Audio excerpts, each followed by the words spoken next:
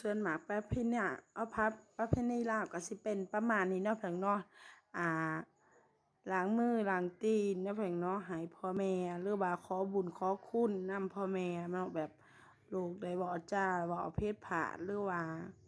อันใดหั้นแหละเนาะเพิ่นเนาะว่าจาใดก็แล้วแต่เนาะก็ขอให้แม่อโหสิให้บ่ให้มีกรรมมีเวรต่อกันเนาะก็สิประมาณนั้นพี่น้องแล้วก็ได้กราบได้ไหว้ทุกปีเนาะเพิ่นเนาะ ให้แม่อยู่ดีไม่แห้งอิหยังประมาณนี้นะพี่น้องก็สิประมาณนี้แหละพี่น้องเนาะบ่ว่าสิเป็นลูกเป็นหลานมาล้างมือให้พ่อใหญ่แม่ใหญ่แม่ตู่พ่อตู่เนาะพี่น้องเนาะก็สิประมาณนี้เนาะสักแค่ก็เหลือแค่แม่ก็เป็นทั้งแม่เป็นทั้งพ่อให้เนาะพี่น้องเนาะอันนี้ก็สิเป็นเอื่อยเด้อเอื่อยแท้ๆของสักแค่เอื่อยติดกับสักแค่เองเนาะนี่ติดกับสักแค่เองทั้งหมดมีอยู่4 คนเนาะ5 คนกับผู้ชายพี่น้องเนาะแต่ว่าผู้ชายเพิ่นก็บ่ได้ลงมาบ่ได้ลงมาจากกทมพี่น้องเนาะสักแค่ก็ย่อคันหาเนาะมีเทียนคันหามีดอกไม้คู่หนึงแล้วก็เงินแล้วแต่สิใส่เนาะสักแค่ก็ใส่ให้แม่ไปก็พอได้ซื้อแนวอยู่แถวแนวกินหั่นแหละในแบ่งนอนเนาะนี่สักแค่ก็ล้างตีนให้พ่อแม่เนาะกับประมาณนี้บ่สักแค่ล้างไปนำสักแค่ก็น้ำตาแบบพานวยไปนำเนาะ สักแค่ก็บ่แซวแม่ให้โอสิหายแต่ว่าเนาะแบบบ่ให้มีเวรต่อกันนะเพราะว่าสักแค่ก็เคยเว้าบ่ดีกับแม่นะบางทีก็อันนี้เนาะก็สิประมาณนี้แหละพี่น้องเนาะก็สิมีผูกแขนหลังจากล้างมือล้างตีนแล้วก็ผูกแขนเนาะจ้ะเนาะ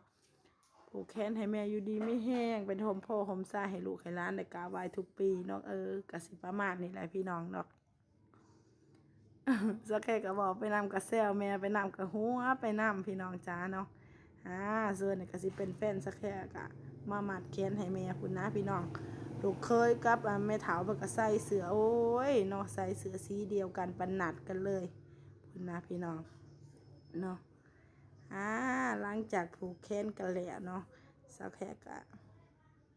ไปขายของต่อจ้ะ นี่เนาะ ก็สิประมาณนี่แหละพี่น้องเนาะแต่ว่าเห็นบ่ฟังผู้อยู่ไทยก็ลงมาหลายลงมากราบไหว้พ่อแม่นะพี่น้องเนาะบางคนก็บ่ได้ลงมาก็ฝากเงินให้ก็พ่อแม่อยู่บ้านทั้งบ้านก็ดีใจเลยเนาะ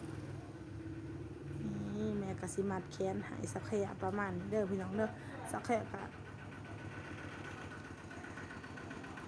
แล้วซึ้งได้พี่น้องเวลาแบบได้เฮ็ดแนวนี่ก็เข้าใจว่าพี่น้องแบบซึ้งแบบ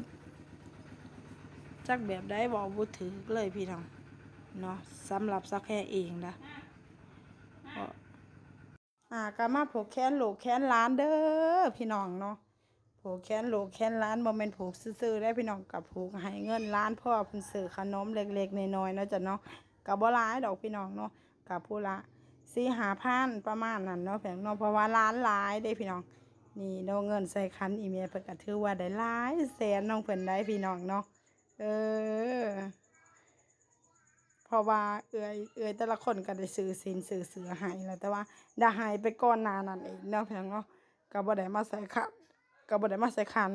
แล้วก็มื้อเช้าๆกกเนาะเพิ่นก็มาสัมมาแม่เป็นที่เรียบร้อยก็มีศีลผืนหนึ่งเนาะ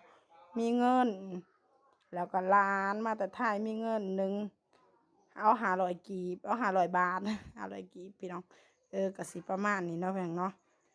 ถือว่าเฮฮามวลซืนกันได้พี่น้องเนาะหลังจากมัดแขนแล้วโอ้ยก็พากันไปมวนกันแล้วฝ่ายก็ได้เนาะส่วนฝ่ายสักแขกก็บ่ได้มวนน้ำค้าดอกพี่น้องเนาะขายของเอาลูกก็สิประมาณนั้นเนาะแต่ขายของบ่แม่นว่าสิบ่ได้กินนะพี่น้องกินจนไปมองได้ก็เขาจักกะยินให้เขาจักกะยินให้โอ้ยแบบว่าซึมเลยผู้ขายของก็ได้พี่น้องจ้าพูดนะน้องกลางเฮ็ดหยังโซ่เสือของเพิ่น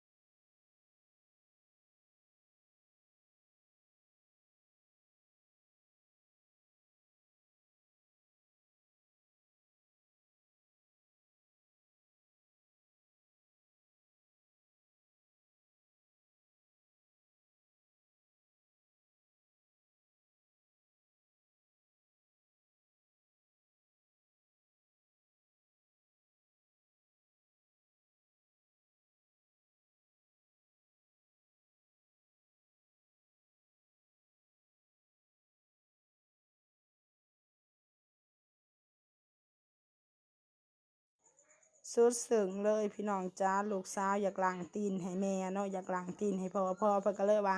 บ่เป็นหยังลูกบ่ล้างตีนให้พ่อดอกพ่อเพิ่นปฏิเสธพี่น้องหลังจากสักแค่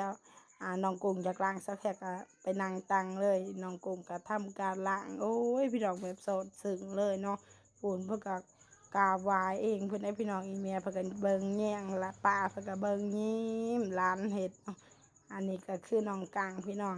ส่วนน้องกังก็โฮสให้แม่คือกันเนาะล้างมือล้างตีนให้แม่พี่น้องเอ้ยพุ่นน่ะเป็นตาแพงหลายพี่น้องเนาะก็ขอให้ลูกเป็นเด็กดีเด้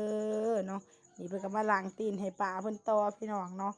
ก็ให้พี่น้องเห็นก็ซึ้งนํกันบ่จ้าพี่น้องเนาะน้อยๆมันก็ยังหูเป็นตาแพงตาปูตาปิอันนี้น้องมีหน้าเพิ่นก็ล้างให้แม่เพิ่นนั่นเพิ่นเนาะแม่ก็อวยพรให้ลูกอยู่ดีมีแรงพากันกราบไหว้พุ่นนะพี่น้องเป็นตาแพงหลายโอ้ยเห็นแล้วก็แม่ก็น้ำตาก็ซึ้งน้ำลูกอีได้พี่น้องหูบ่อยากซ้อนให้มันหูนะพี่น้องเนาะอืมหลังจากปลาอ้วนเนาะน้องกุ้งก็ไปล้างให้ปลาอ้วนมีปลาอ้วนปลาแคสักแค่ก็มาขายของต่อเลยจ้าเนาะก็ถามว่าปีนี้ขายดีบ่บอกได้เลยบ่จ้าบ่คือปีกายพี่น้องจ้าปีนี้ก็ขายยากแต่ว่าคนมาแต่ไทยก็หลายอีหลีพี่น้องแต่ว่าขายของช่วงนี้ก็ขายบ่ค่อยดีพุ่นนะส่วนน้องกุ้งก็ซื้ออ่างไม้ผลินเพิ่นก็จื้นเพิ่นก็ลินน้ำอยู่มื้อเว้นเนาะลินกันแท้ลินกันว่าลินอีหลีอะลอพี่น้องเนาะสมเพิ่นอยากได้พี่น้องจ้าพุ่นน่ะฝ่ายนี่ก็ยิกม้าหาเฮียงพี่น้องเขินม้าบ่ได้พุ่นน่ะได้ยินเสียงเพลงให้แต่ละยินเสียงเพลงบ่อยู่ว่าอยู่หม้องใดแจ้ใดมุมใดน้องกลางก็โอ้โหสายเอวสายตูดอย่างเดียวเป็นคนมักม่วนทุกคนเลยเนาะลูกสาวก็ได้น้องกุ้งก็คือกันพี่น้องก็สิเป็นลักษณะแนวนี้แหละเสียงเพลงเพิ่นก็ฟ้อนอยู่เฮือนเพิ่นชวนพ่อเพิ่นก็เมามาเลยพี่น้องจ้าพ่อเพิ่นก็นอน